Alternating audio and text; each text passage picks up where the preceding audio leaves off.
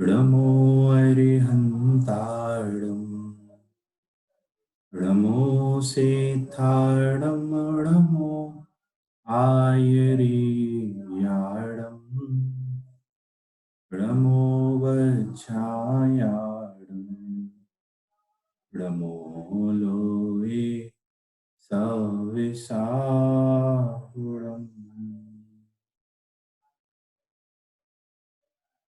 मंगलमय मंगले करण वीतरागी विज्ञान नमो ताहि जाते भय अरिहंतादि महान करि मंगल करि हो महान ग्रंथ करणे को काज जाते मिले समाज सब आवे निज पद राज।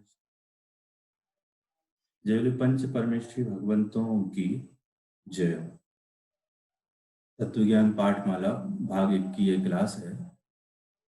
7 तत्व संबंधी भूलों पर हमारी चर्चा प्रारंभ हो चुकी है। पिछले कुछ दिनों से हम इस विषय पर अपनी चर्चा कर रहे हैं। कल हमने जीव अजीव तत्व संबंधी भूल में जितने भी 5 पॉइंट आए थे उनके आधार से चर्चा सुनी।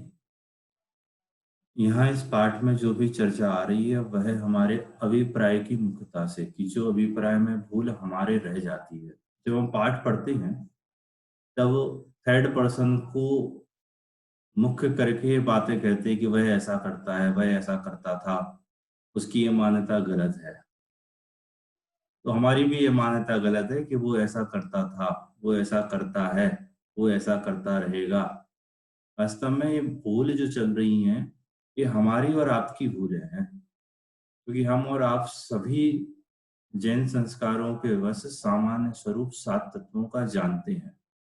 7 तत्वों का स्वरूप जानने के बाद भी हमारे यह भूल बनी की बनी रह जाती है और मिटती नहीं, उनका अभाव नहीं होता। मैं जो बात कह रहा हूँ वो आप समझ पा रहे हैं कि ये भूलें किसी और की नहीं है, ये भूलें हमारी स्वयं की हैं। हमें ये समझ के पढ़ना है कि ये मान्यताएं, ये अभिप्राय में भूल हमारे बसती है, किसी तीसरे आदमी की बात नहीं कर रहे, किसी चौथे आदमी, 5वें आदमी की बात नहीं कर रहा है। ये हमारी मान्यताएं हैं, ये हमारी भूलें हैं। क्या पढ़ा था हमने कि हमने और इस जीव अजीव तत्व संबंधी भूल से ग्रसित जीव ने शास्त्रों के आधार से बहुत कुछ सीखा है। जीव कितने प्रकार का है, अजीब कितने प्रकार का है, जीव के कितने भेद हैं, अजीब के कितने भेद हैं। बहुत भेद जानता है कि जीव इस तरह का है, अजीब इस तरह का। लेकिन मैं भेद विज्ञान को नहीं जानता था कि मैं जीव इस अजीब से भिन्न हूँ और अजीब यह मुझसे भिन्न है। उसके बाद क्या वो कहते नहीं भाई साहब, हमने अध्यात्म शास्त्रों को भी पढ़ा है। तो कहते तुमने अध्यात्म शास्त्रों को सिर्फ पढ़ा है, पढ़ाया है, तेरी भाषा में आया है, तेरे ज्ञान में उतरा है, लेकिन तेरे श्रद्धा में वह बात नहीं आई कि मैं भिन्न हूँ और शरीर आदि पुद्गल द्रव्य मुझसे भिन्न है। ऐसी तेरी कल्पना में, तेरी मान्यता में ये वाली बातें नहीं है। इसकी मान्यता कैसी है कि भले तू कुछ जानता हो, सिर्फ बुद्धि का व्यायाम है, तेरी स्थिति भी अन्य मिथ्या दृष्टियों के समान है। जैसे अन्य मिथ्या दृष्टि जीव शरीर की क्रिया को भी अपनी क्रिया मानते हैं और आत्मा की क्रिया को भी अपनी क्रिया मानते हैं, ऐसे ही तू शरीर और आत्मा दोनों की मिली जुली क्रियाओं को ही अपनी क्रिया मानता है। भले तू शास्त्र का अभ्यासी बन गया, तू शास्त्र का उपदेश देने लगा, शास्त्र का उपदेश देते हुए भी यह जीव जिसके अभिप्राय में मिथ्या मान्यता है, तो ऐसा उपदेश देता है जैसे किसी दूसरे की ही बात कर रहा। इन 4 बिंदुओं की चर्चा पहले की क्लासों में हमारी हुई थी। फिर 5वें बिंदु पर कल हमने जो चर्चा की थी, क्योंकि कनेक्टिविटी कटने से क्लास थोड़ी सी बीच में रुक गई थी और हो सकता बहुत से लोग बैठे हों। यदि क्लास किसी कारण से बीच में कट जाए तो मैं एक मैसेज यहाँ व्हाट्सएप पर या किसी जूम आईडी पर किसी से लिखवा दूंगा या लिख दिया करूंगा कि क्लास एंड हो गई, तो आप लोग इंतजार ना करके जा सकते हैं। 5वें पॉइंट में कल जो हमने देखा था कि जीव और उद्गल के निमित्त से अनेक कार्य होते हैं। इन दोनों के निमित्त नैमित्तिक संबंध से अनेक कार्य बनते हैं। उद्गल की क्रिया में जीव का निमित्त होता है, जीव की क्रिया में उद्गल का निमित्त होता है। लेकिन यह दोनों की मिली-जुली क्रिया मानता है, ऐसा भेद विज्ञान से नहीं जानता कि जीव की क्रिया में पुद्गल निमित्त है और पुद्गल की क्रिया में जीव निमित्त है। इस तरह इस जीव की भूल बनी रहती है। इस तरह जीव अजीव तत्व संबंधी हमारी कुछ चर्चाएं कल हुई थी कि जीव अजीव का स्वरूप जानने के बाद भी इसका अभिप्राय नहीं सुलटता, इसकी मान्यताएं, इसकी कल्पनाएं मिथ्या की मिथ्या बनी रहती है। अंतरंग में तो यही श्रद्धा इसके चलता है कि मैं पर हूं और पर द्रव में ही मेरा कर्तृत्व है, अथवा पर द्रव मेरा कुछ करता है, मैं पर द्रव का कुछ कर सकता हूं। ऐसी विपरीतताएं इस जीव के यदा तदा बनी रहती हैं और इस जीव का सुलटना नहीं होता। ये बात कल हमने कुछ की थी। इस संबंध में किसी को कुछ पूछना हो तो अभी आप पूछ सकते हैं, फिर आगे की चर्चा हम प्रारंभ करेंगे। एक किसी का हाथ उठा है, मैं पहले उनका प्रश्न ले रहा हूं।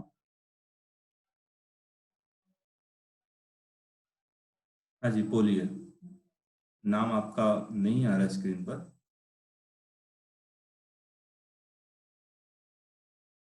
बोल सकते हैं जिसने भी हाथ उठाया था। नितिन जी का हाथ उठाया है। नितिन जी, मैंने आपको अनम्यूट किया है। नितिन जी बोलिए। भैया जी। हाँ। हाँ, जय जिनेन्द्र भैया जी। जय जितेंद्र। भैया जी ये बोल रहे हैं, ये जो बात की है, ऐसा भिन्न भिन्न भाव भाषित नहीं होता, इसका हमें अर्थ समझना है। कौन सा पॉइंट है? ये 5वां पॉइंट है, इसका सार हमें समझ ही आया है। जीव और पुद्गल परस्पर निमित्त से अनेक ऐसा क्रियाएं भिन्न होती है, भिन्न भाव भाषित उन्हें नहीं होता। उनमें दोनों ही ठीक है, सम्मिलित है। ठीक है। ऐसा भिन्न भिन्न भाव भाषित नहीं इसका होते हाँ। का अर्थ क्या है कि ये जीव की क्रिया है और ये पुद्गल की क्रिया है, ऐसा भिन्न भिन्न नहीं जानता। जीव की क्रिया को पुद्गल की क्रिया मानता है, पुद्गल की क्रिया को जीव की क्रिया मानता है, अथवा दोनों की मिली जुली क्रिया मानता है। जैसे मैं भोजन का राग करता हूँ, ठीक है भैया। मैं भोजन नहीं करता। तो ऐसा भेद विज्ञान होना चाहिए था कि मैं इस राग का करता हूँ और इस भोजन की क्रिया का मैं करने वाला नहीं हूँ। और इस मैं भोजन की क्रिया को नहीं करता हूँ, ऐसा जो राग है, ये राग मेरे दुख का कारण है, ऐसा भिन्न भिन्न भाव भाषित नहीं होता। मतलब अलग अलग द्रव्यों के जो परिणाम है, कार्य हैं, उनको नहीं जानता। ठीक है, ठीक है। आपका नाम नितिन जी के नाम से आता है, ठीक सॉरी, है, मैं धन्यवाद। वही बोल सकता हूँ। एक हाँ। और सीमा जी का नहीं हाथ। भैया जी, यही नाम है हमारा। अच्छा, यही नाम है। बेटा। चलिए, बेटा। हम्म। बोलिए। हाँ। एक और सीमा जी। नहीं हटा सकते। सीमा जी, मैंने चालू किया है आपका माइक। भैया एक बार निमित्त नैमित्तिक और उपादान उपादेय ये एक बार उदाहरण से समझा दीजिए। ओके। अच्छा, कोई हमारा मतलब इस क्लास का स्टूडेंट समझा सकता है? कल हमने थोड़ी सी चर्चा की थी निमित्त नैमित्तिक और उपादान उपादेय की। कोई अपना हाथ ऊंचा करे और बताए कि हाँ, हम बता सकते हैं। तो एक तरह से मेरी ओर से आपके लिए प्रश्न है कि निमित्त नैमित्तिक क्या है और उपादान उपादेय क्या है। चलिए, मैं परिभाषा बोलता हूँ, उदाहरण में आप लोग घटित करना। कल मैंने आपसे बात की थी कि निमित्त नैमित्तिक क्या है। निमित्त वह है जो स्वयं तो कार्य नहीं करता, परंतु कार्य जब होता है तो वह अनुकूल होता है। और उपादान कौन है? कि जो स्वयं कार्य रूप परिणमित होता है, वह वस्तु स्वयं उपादान कारण कहलाती है। जैसे रोटी बनी, तो रोटी बनने में कारण कौन? कि उपादान कारण तो वो स्वयं आटा है, कि जो स्वयं उस कार्य रूप से परिणमित हुआ। सम्यक दर्शन हुआ, सम्यक दर्शन का उपादान कारण कौन है? कि सम्यक दर्शन का उपादान कारण आत्म वस्तु है, कि आत्म वस्तु स्वयं सम्यक दर्शन रूप से परिणमित होती है। फिर इसमें सम्यक दर्शन में निमित्त कारण कौन है? कि सम्यक दर्शन में निमित्त कारण देव शास्त्र गुरु की श्रद्धा को कह सकते हैं। सम्यक दर्शन में निमित्त कारण किसी ज्ञानी गुरु के उपदेश को कह सकते हैं। और गहराई से कहना हो तो कर्म के उदय उपसम क्षय उपसम को सम्यक दर्शन का कारण कह सकते हैं। शास्त्रों को सम्यक दर्शन का निमित्त कारण कह सकते हैं। तो जिस पर आरोप आ सके कि आपके कारण हमें सम्यक दर्शन हुआ, वह निमित्त कारण कहलाता है। और जो स्वयं उस कार्य रूप से परिणमित होता है वह उपादान कारण कहलाता है।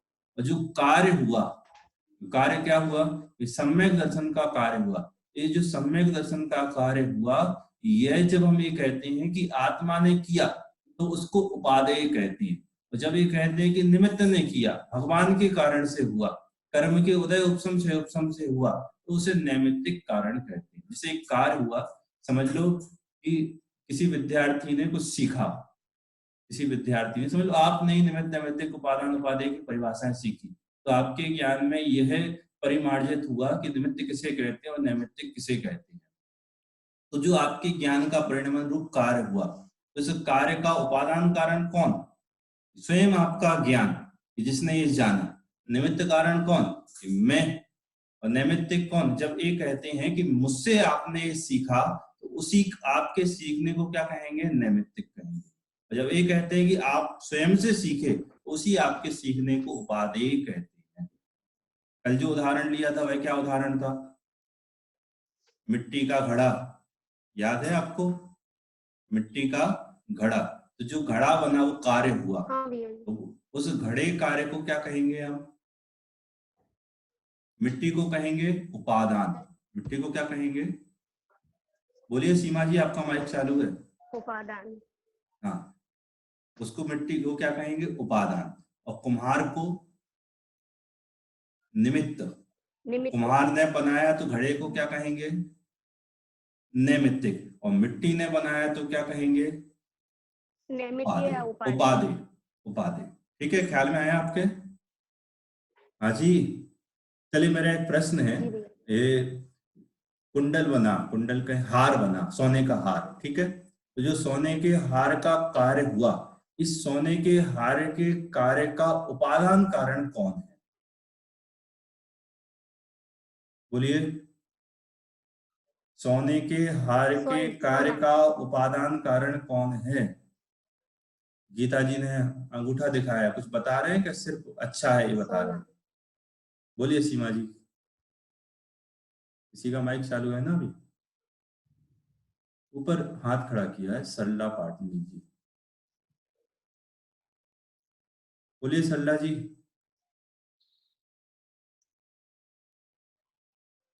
सरला जी माइक खुला आपका,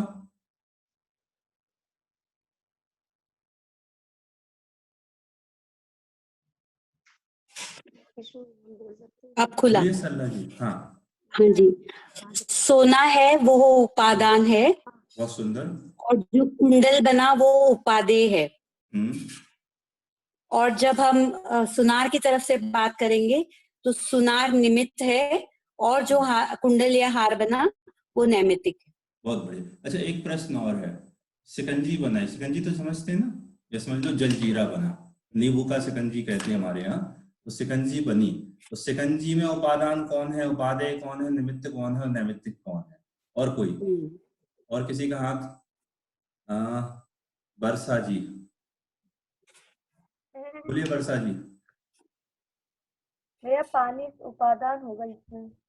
अच्छा ठीक है, पानी उपादान है, और जी, और इसमें शक्कर निमित्त होगा। शक्कर निमित्त होगा। वास्तव में थोड़ा सा कंफ्यूजन वाला है, इतने सारे उपादान है उस शिकंजी के बनने में, ये किसको कहें। तो आप नींबू को कहो, नींबू की तो मुख्यता है ना वहां पर, तो नींबू उपादान है, शिकंजी बनी वो उपादेय है, निमित्त कौन है, आप बनाने वाले निमित्त हैं, जब आपने बनाया तो उस शिकंजी को क्या कहते हैं, नैमित्तिक कहते हैं। मेरे ख्याल से आपको ये विषय क्लियर हुआ होगा। चलिए मैं सबके माइक बंद कर रहा हूँ, आगे चलते हैं। क्या कहा था कि इस तरह से निमित्त नैमित्तिक संबंध बनते हैं कि कार्य जीव का है और उस जीव के कार्य में आरोप आता है कि पुद्गल ने किया। ऐसे ही शरीर का कार्य है और जीव पर ऐसा आरोप आता है कि तुमने किया।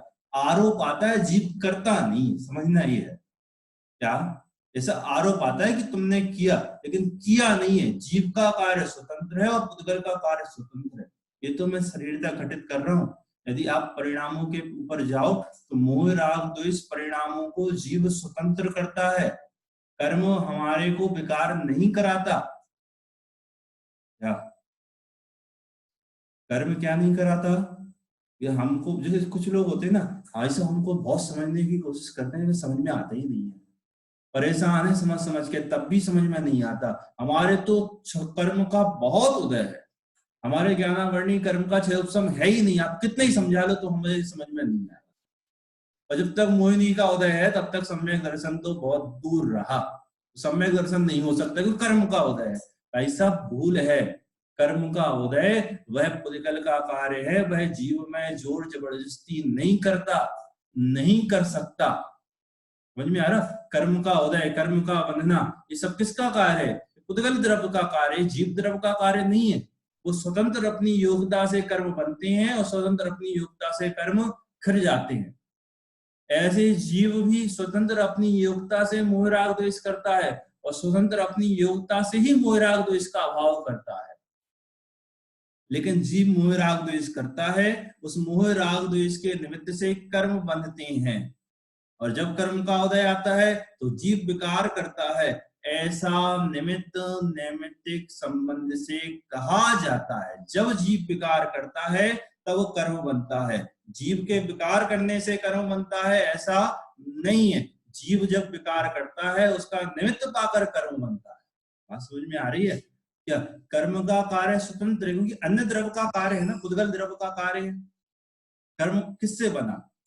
जो जड़ कर्म है, जिसको हम द्रव्य कर्म कहते हैं, ज्ञानावर्णी, दर्शनावर्णी, मोहिनी, अंतराय आदि जो नाम है, ये जितने के जितने 8 कर्म हैं, उनकी अनंत असंख्यात प्रकृतियां हैं, वो सब किसकी रचना है? ये जड़ पुद्गल है। आवाज आ रही है रेणुका जी?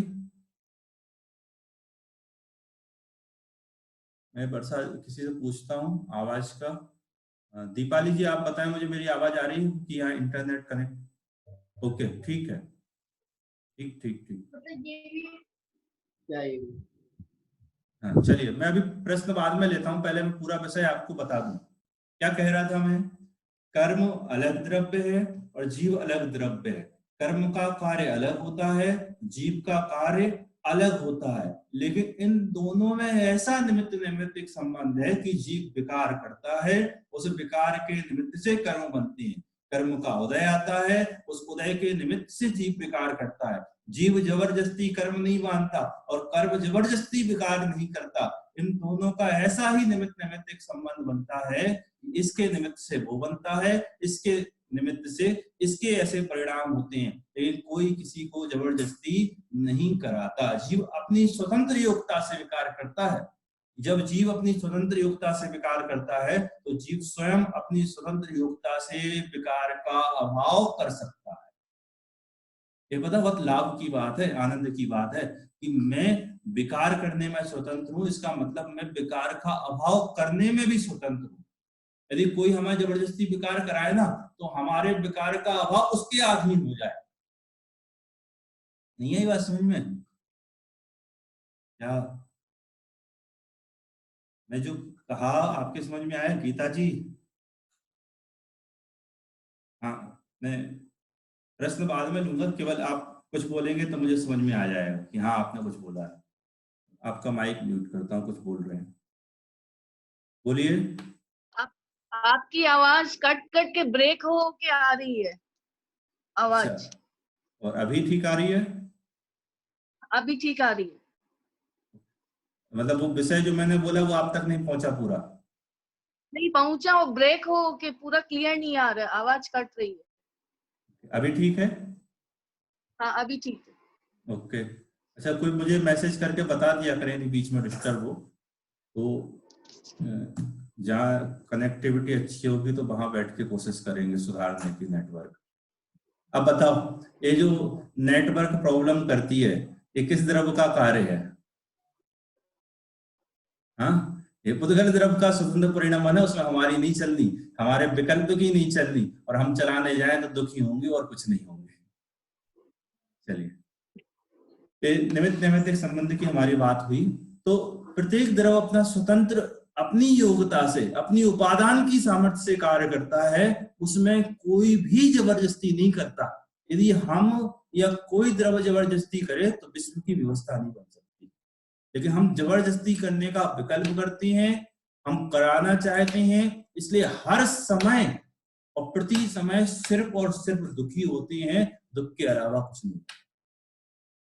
ये सुख का मार्ग है। सात तत्व संबंधी भूलों को ऐसा, पारलौकिक की तो बात छोड़ो, आप घर पे बैठे बैठे सुखी हो जाओगे यदि सात तत्व संबंधी भूलें समझ गए तो।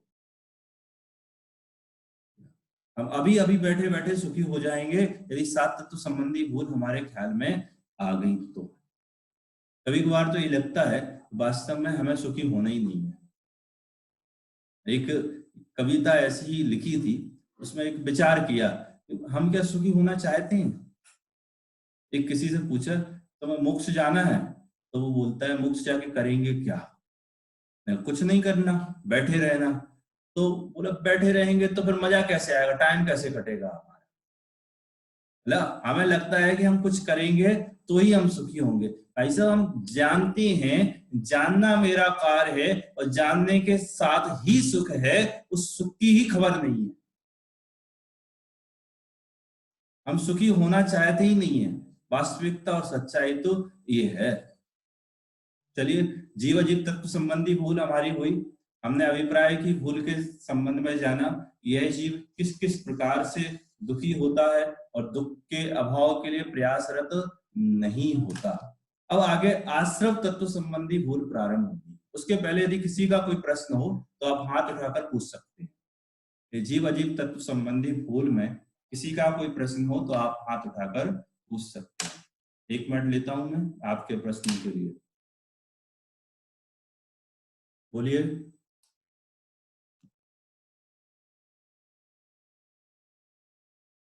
चलिए, सबसे पहले आशा जी, बोलिए आशा जी। भैया जी, नैमित्तिक को थोड़ा सा एक बार फिर से थोड़ा क्लियर कीजिए। अच्छा, नैमित्तिक को समझाना है। हाँ, सीधा सिंपल है। जो कार्य हुआ ना, उस कार्य को हम नैमित्तिक कह रहे हैं। जो कार्य, कोई भी कार्य हुआ, उस कार्य को हम नैमित्तिक कह रहे हैं। उस कार्य को नैमित्तिक कब कहते हैं? कि जब ये कहते हैं ना कि निमित्त ने कार्य किया या निमित्त से कार्य हुआ, निमित्त के कारण से कार्य हुआ, उसको हम नैमित्तिक कहते हैं। जैसे उदाहरण दिया, रोटी बनी, तो जो रोटी बनी तो रोटी कार्य है, तो रोटी कार्य को ही नैमित्तिक कहा जाता है। नैमित्तिक कार्य है और निमित्त कारण है। उपादान कारण है और उपादेय कार्य है। उपादेय कार्य और नैमित्तिक कार्य दो अलग कार्य नहीं है, कार्य तो एक ही है, लेकिन जब एक कहता है तो उपादेय नाम पड़ता है, जब दूसरा कहता है तो नैमित्तिक नाम पड़ता है। सीमा जी बोलिए। सीमा जी, कुछ प्रश्न है आपका?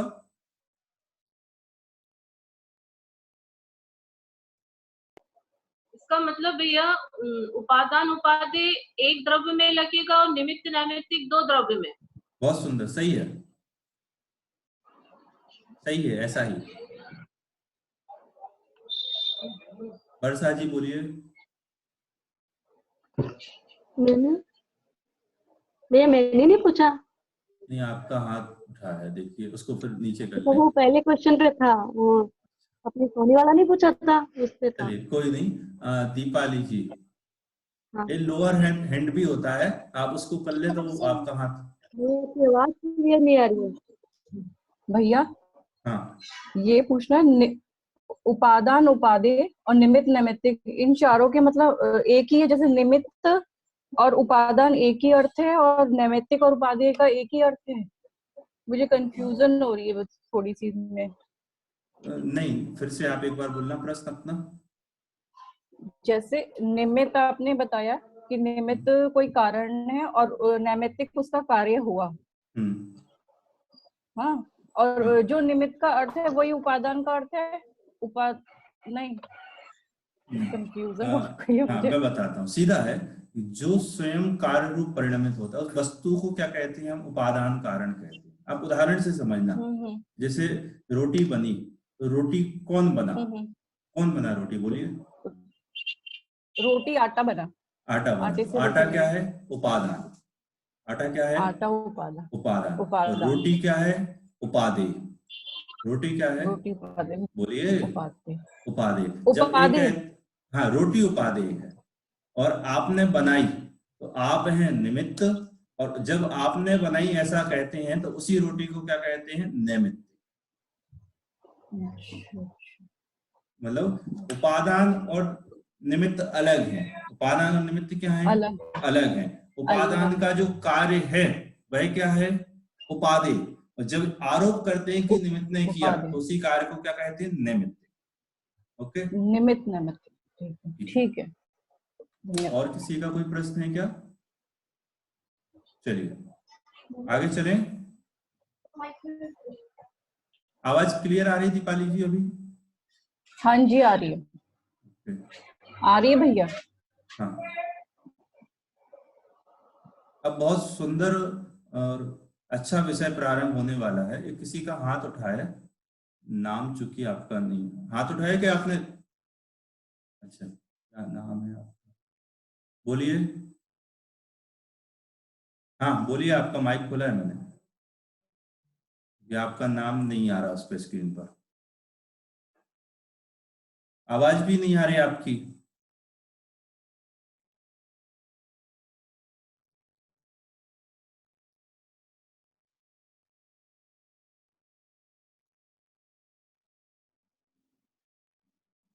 बोलिए, आपका माइक खोल के रखा है मैंने।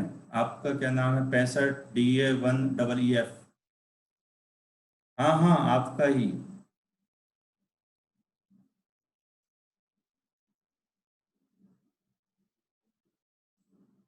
सॉरी, आवाज नहीं आ रही है। आप अपना प्रश्न लिख के दे दें। रीना जी, माइक खोला है मैंने अच्छा, आपका। हाँ जी, अब आ जाएगी शायद आवाज। तो मैं ये कह रही हूँ भैया जी कि उपादेय और नैमित्तिक बात तो एक ही हो गई ना। वो उपादेय हाँ कार्य का होना और नैमित्तिक, चाहे वो निमित्त की अपेक्षा हो चाहे वो उपादान की अपेक्षा हो, है ना जी? हाँ है ना? हाँ हाँ यही बात हुई ना जी। हाँ, मतलब कि हम देखो, जिस बात पे उपादेय और नैमित्तिक एक ही जगह जाके टिकेगी ना बात, या नहीं? जिस कार्य को हम अच्छा, उपादेय की और उपादान की ओर से उपादेय बोलते हैं, उसी कार्य को हाँ निमित्त की ओर से नैमित्तिक कहते हैं। कार्य एक हाँ, ही है। लेकिन कार्य यस यस, हाँ गुरु जी, बहुत अच्छा सर जी, बस यही थोड़ा कंफ्यूजन था। पहले भी पढ़ा था तो भी कंफ्यूजन यही था। अभी ठीक है क्लियर जी, है बहुत आपका? अच्छा जी, थैंक यू। हाँ बिल्कुल, यस। कविता जी बोलिए। जय जिनेन्द्र। जय जिनेन्द्र बोलिए। मैं आपको ना इसका जो मेरे अंदर चल रहा है मैं बताना चाहूंगी। जैसे उपादान नींबू हो गया, उपादेय सिकंजी हो गई, ठीक है। और निमित्त जो हमने बनाई, और नैमित्तिक जो हमारे द्वारा बनाई गई। हाँ, ऐसे चलेगा क्रम चलेगा में? चलेगा। मतलब ठीक है सही आपका। बोला हमने सर? वो हाँ हाँ, भैया जी सही सही बोला आपने। ठीक है। जय जिनेन्द्र भैया। जय जिनेन्द्र। चलिए अभी सब बंद करते हैं प्रश्न, आगे का विषय प्रारंभ करते हैं। अब जो विषय प्रारंभ होगा बहुत सुंदर और मतलब बहुत गजब का विषय है। अब थोड़ा सा एकाग्रचित्त होकर सुनना उसको। आश्रव तत्व संबंधी भूलें। पहले तो आश्रव सबको ख्याल में है कि आश्रव किसे कहते हैं। आश्रव के दो भेद पहले आपने पढ़ के रखे होंगे, एक भावाश्रव और एक द्रव्याश्रव। भावाश्रव क्या है कि आत्मा में मोह राग द्वेष विकार की उत्पत्ति, अशुद्धता की उत्पत्ति, इसको कहते हैं आश्रव। और कर्मों का आना, इसको क्या कहते हैं? द्रव्याश्रव। मोह राग द्वेष भावों के निमित्त से इसका आना, कर्मों का आना। मेरी परिभाषा को भी आप थोड़ा सा गौर ध्यान से सुनेंगे कि मैंने क्या कहा। मोह राग द्वेष विकार के निमित्त से कर्मों का आना द्रव्याश्रव है। मोह राग द्वेष के निमित्त से कहा। मोह राग द्वेष कोई जबरदस्ती कर्मों को नहीं लाता। जीव मोह राग द्वेष करता है वहां कर्मों में आने की स्वयं की उपादान की शक्ति होती है। कोई हमने विकार किया और कर्मों को पकड़ पकड़ के खींच के ला रहे हो, ऐसा नहीं है। उस कर्म में स्वयं की ऐसी शक्ति है, उस कर्म आ रहा है। किसके निमित्त से? हमारे विकार के निमित्त से। चले आगे। तो इस मोह राग द्वेष विकारी भावों की उत्पत्ति उसे क्या कहते हैं? भावाश्रव कहते हैं। और मोह राग द्वेष विकार के निमित्त से कर्मों का आना उसे क्या कहते हैं? द्रव्य आश्रव कहते हैं। इतनी सबका क्लियर हुआ? हाँ जी, पक्का? चलिए उसके आगे बढ़ते हैं। भावाश्रव मैं थोड़ा सा 2 मिनट चाहूंगा, मुझे दूसरे मोबाइल से नेट चालू करना पड़ेगा, इसका थोड़ा सा ऑफ हो गया, केवल 2 मिनट।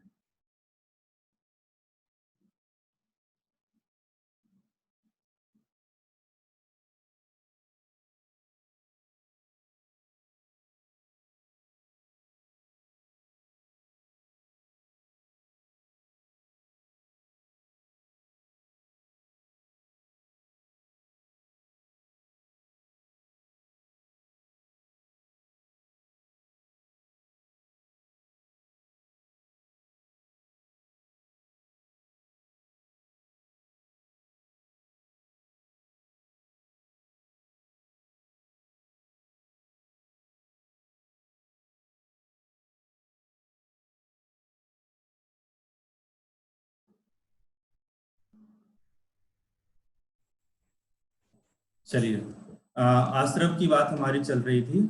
मैं फिर से बोलता हूँ, आत्मा में मोह राग द्वेष विकार की उत्पत्ति उसे भावाश्रव कहते हैं, और उसके निमित्त से कर्म का आना इसको द्रव्याश्रव कहते हैं। इतना क्लियर होना चाहिए आपको पहले से। उसके बाद जो हमने आश्रव तत्व संबंधी भूल पढ़ी है, तो आश्रव तत्व संबंधी भूल में पहले हमने क्या पढ़ के रखा है कि हम इस आश्रव के स्वरूप को ही नहीं जानते थे। ये जो रागादि भाव हमारे दुख के कारण, मतलब ये जो आश्रव है वो दुख के कारण है, ऐसा श्रद्धान आज तक हमारा नहीं था। क्या कहा मैंने? जो आपने छैठाला में पढ़ा होगा ना, रागादि प्रकट जे दुख देन तिन्ही को सेवत गिनत चैन, ये किस तत्व संबंधी भूल थी? आश्रव तत्व संबंधी भूल। छैठाला में जो आप पढ़ चुके हैं या बीतराग विज्ञान में किसी ने पढ़ी होगी। ये जो रागादि भाव किसके कारण है? ये दुख को देने वाले हैं। उन रागादि भावों को ही एक सुख का कारण मानता है, उनको दुख का कारण जानते ही नहीं। अनादि से लेकर आज तक वास्तव में हमें ना दुख का पता है ना दुख के कारणों का पता है। हाथ में लगी तो किसका दुख है? हाथ कट गया उसका। भाई साहब, हाथ कटने का दुख तब भी नहीं था। किस कारण दुख हुआ? वो गलत बोल गया मुझसे, तो उसके कारण दुख हुआ। भाई साहब, उसके गलत बोलने के कारण दुख नहीं हुआ। क्या कह रहे हैं? समझ में आ रहा है आपके? हमने जिसमें भी दुख की कल्पना की, 4 गति में दुख नहीं है। 4 गति में जो राग परिणाम है, उस राग परिणाम से हमको दुख है। नरक में नारकी रहते हैं, सम्यक दृष्टि जीव नरक में रहता हुआ भी सुखी है। बाहर नारक कृत दुख भोगे, सुना है आपने? बाहर नारक कृत दुख भोगे, अंतर सुख रसे घटा घटी। वहां स्वरूप की साधना के अवलंबन से दुख के काल में भी नारकी जीव सुखी होता है। क्यों? क्योंकि वो बाहर की जो परिस्थितियां है ना, परिस्थितियां कभी दुख का कारण नहीं होती। क्या दुख का कारण नहीं होता? जो परिस्थितियां हैं, परिस्थितियां कभी भी दुख का। आप और हमारे लिए क्या परिस्थितियां बनती हैं? निर्गुण दिगंबर वीतरागी मुनिराजों को देख कर देखो। सुकुमार मुनिराज, गजकुमार मुनिराज, भाई साहब आपको लगता है कि वो उपसर्ग के काल में दुखी हो रहे हैं? उनके उपसर्ग के काल में भी अतीन्द्रिय आनंद का वेदन चल रहा है, उपसर्ग के काल में भी सुखी हैं। हम तो अज्ञान से मानते हैं कि मुनिराज कितने दुखी हैं। आप भूल में हो, मुनिराज से ज्यादा सुखी कोई दूसरा होते ही नहीं, उनसे ज्यादा सुखी कोई हो ही नहीं सकता। ये हमारा अज्ञान कहता है कि मुनिराज दुखी हैं। नहीं, मुनिराज सिर्फ और सिर्फ सुखी होते हैं, मुनिराज कभी दुखी नहीं होते। क्यों? क्योंकि हम परिस्थितियों में दुख मानते हैं, वो राग में दुख मानकर राग का अभाव करके भीतराग दशा को प्राप्त हो रहे हैं या उसकी साधना कर रहे हैं। पहले आश्रव तत्व संबंधी भूल पढ़ने के पहले हमारे दिमाग में ये बैठना चाहिए कि आश्रव क्या है? यह आश्रव मोह राग द्वेष परिणाम है। यह मोह राग द्वेष परिणाम क्या है? ये दुख का कारण है। इसकी आश्रव तत्व संबंधी भूल क्या है कि हम इस मोह राग द्वेष परिणाम को दुख का कारण नहीं जानते। ये ही हमारे आश्रव तत्व संबंधी भूल है। मतलब जो रागादि परिणाम दुख के हेतु हैं, हम उन रागादि परिणाम को दुख का कारण नहीं जानते। ये आश्रव तत्व संबंधी भूल अनादि से लेकर प्रत्येक संसारी मिथ्या दृष्टि जीवों के पाई जाती है। और यहाँ जो हम आश्रव तत्व संबंधी भूल पढ़ेंगे वह उसकी है जो आश्रव का स्वरूप शास्त्रों से पढ़ चुका है। वह पढ़ चुका है कि रागादि भाव दुख के हेतु हैं। वह पढ़ चुका है, लेकिन उसके भी आश्रव तत्व संबंधी भूल बनी रहती है, ये कह रहे हैं यहाँ पर। कैसे उसके आश्रव तत्व संबंधी भूल बनी रहती है, ये समझना है। ये आचार्य भगवंतों ने आश्रव के दो भेद किए। कौन कौन से दो भेद किए? एक पुण्याश्रव और एक पापाश्रव।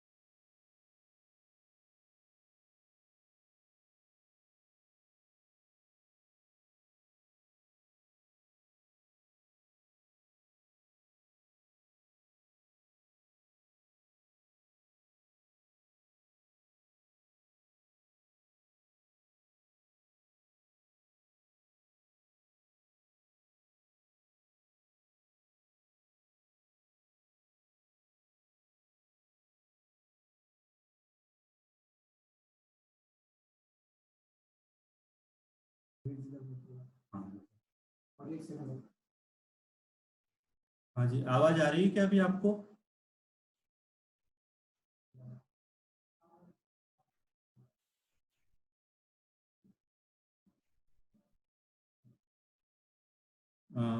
आवाज आ रही है?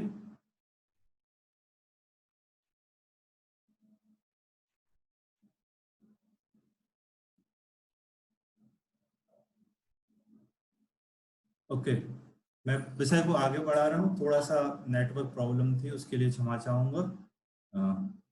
वो आप लोगों में से किसी ने रिकॉर्डिंग मांगी थी, तो इसमें लैपटॉप पर रिकॉर्डिंग की, इस चक्कर में पूरा एक साथ ही एक क्लास में हो गया।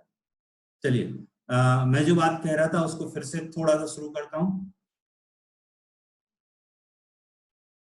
वीडियो नहीं आ रहा? ओके, आ गया वीडियो?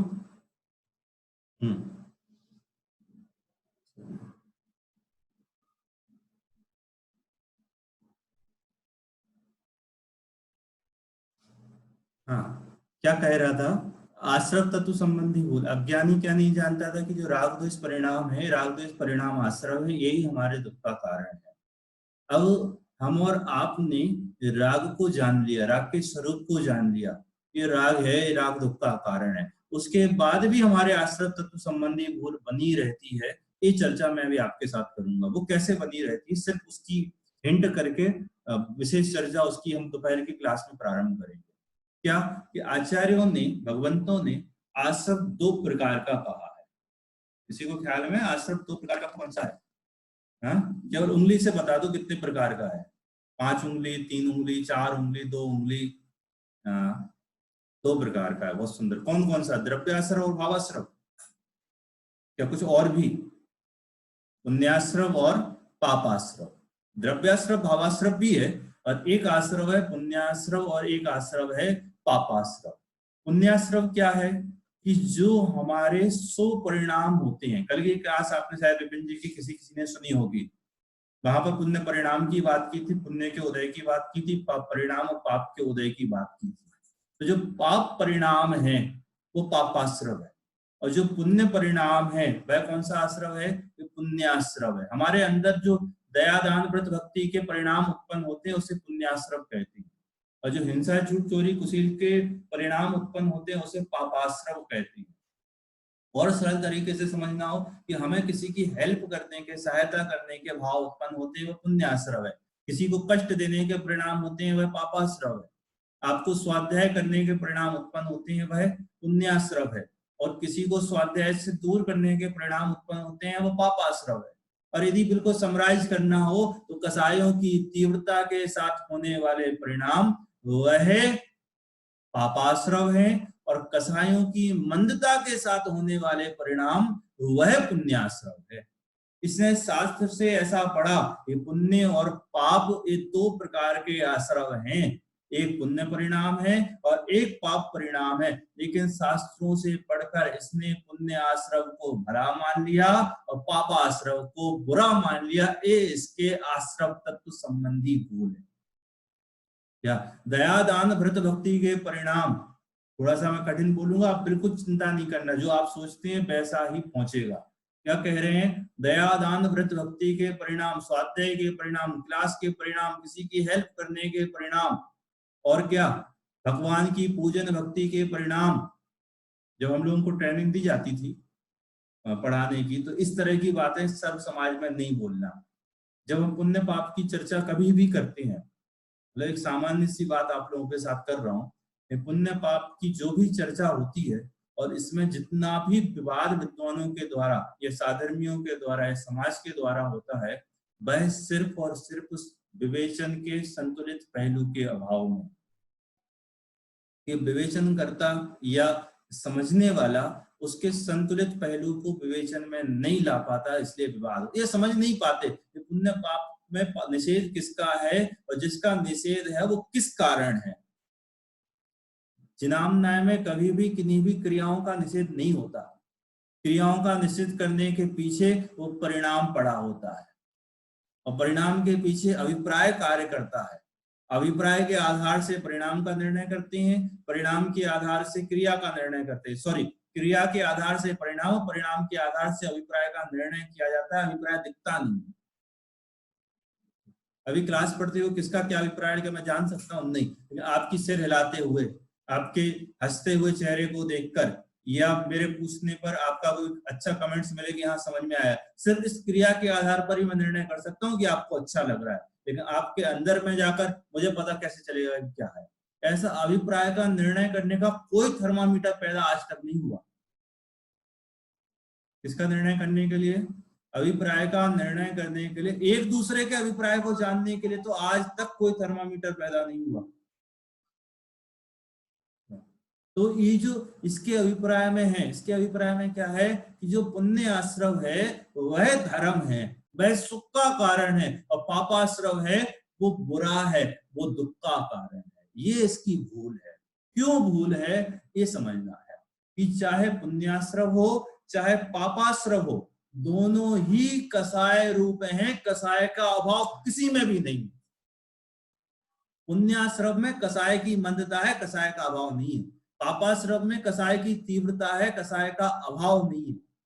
दोनों कसाय रूप हैं, और जो वीतराग दशा है, जो सुख है, वह कसाय के अभाव रूप है, कसाय की मंदता और तीव्रता रूप नहीं। चाहे पुण्याश्रव हो चाहे पापाश्रव हो, दोनों ही बंध का हेतु है, दोनों ही कर्म बंधन का हेतु है, और कर्म बंधन संसार का हेतु है। पुण्य पाप दोनों ही संसार में रखवाने वाले हैं, संसार का अभाव करने वाले नहीं है। इसलिए जो पुण्य को भला जानते हैं, समझना, भला जानते हैं, भला मानते हैं, उसको धर्म मानते हैं, इस मान्यता का निषेध जिनाम न्याय में है। भूमि का अनुसार पुण्य होता है, पुण्य करना नहीं पड़ता, पुण्य होता है। मुनिराज के भी पुण्य होता है कि नहीं होता है? बोलो क्या पुण्य है? उन्हें 28 मूल गुण के पालन करने का जो विकल्प है वह पुण्य है, राग है। उनको शास्त्र लिखने का जो विकल्प है वह पुण्य है, वो राग है। उनको उपदेश देने का जो विकल्प है वह पुण्य है, वो राग है। करना नहीं पड़ता, पुण्य होता है। लेकिन उस काल में भी यह जो 28 मूल गुण के पालन का है, यह जो शास्त्र लिखने का परिणाम है, यह जो उपदेश देने का परिणाम है, ये धर्म नहीं है। ऐसी अभिप्राय वहां भी कार्य करता है।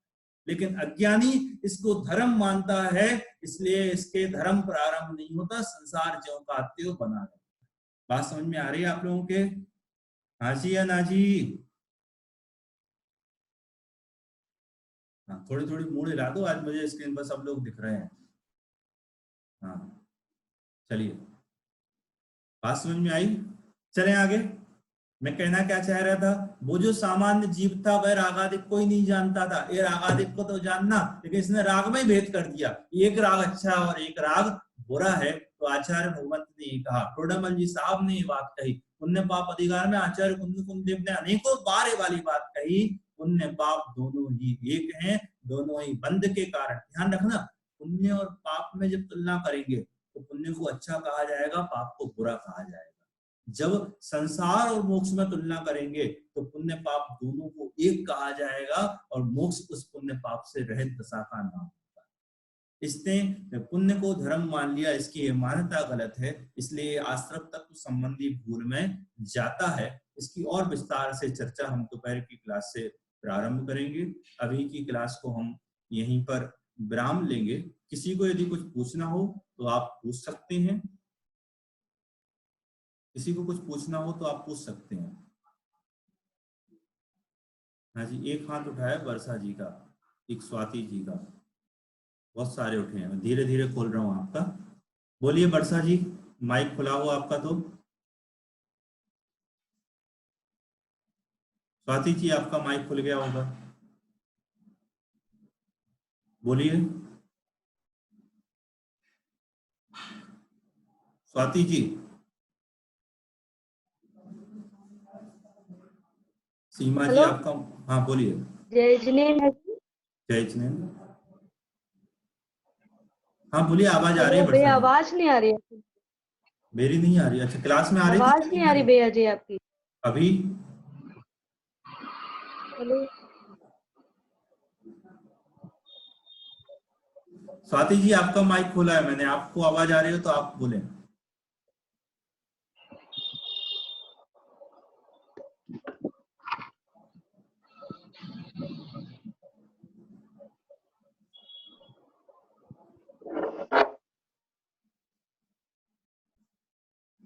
जिनके माइक खोले हैं आप अपनी बात रख सकते हैं।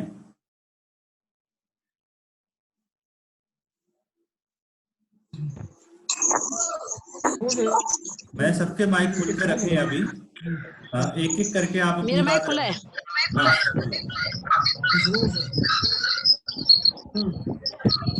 बोलिए, सबसे पहले सुनीता जी आप बोलिए, क्या बोल रहे हैं? थोड़ा मुझे ना अभिप्राय से संबंधित खुलासा करिए। अभिप्राय मीन्स, अभिप्राय मीन्स, चलिए मैं आपको समझाता हूँ क्या हुआ।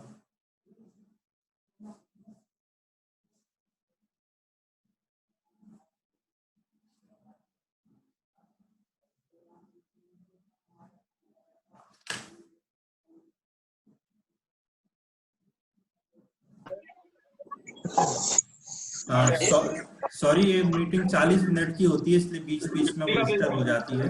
सुनीता जी का प्रश्न है अभिप्राय का, मैं दोपहर की क्लास में उनका उत्तर दूंगा। और भी आपके जो भी प्रश्न हो आप व्हाट्सएप पर लिख दें, सारे प्रश्नों को हम दोपहर की क्लास में लेंगे। अभी हम एक साथ जय हिंद बोलते हुए क्लास विराम करते हैं। एक साथ बोलिए जय हिंद। महावीर भगवान की जय। आपका कल का रिकॉर्डिंग देखना तो कैसे देखने का? हाँ, कल का भाई साहब नहीं हो पाया था। कल का रिकॉर्डिंग देखना तो कैसे देखने का? कल का रिकॉर्डिंग नहीं हुआ था। नहीं हुआ था? नहीं।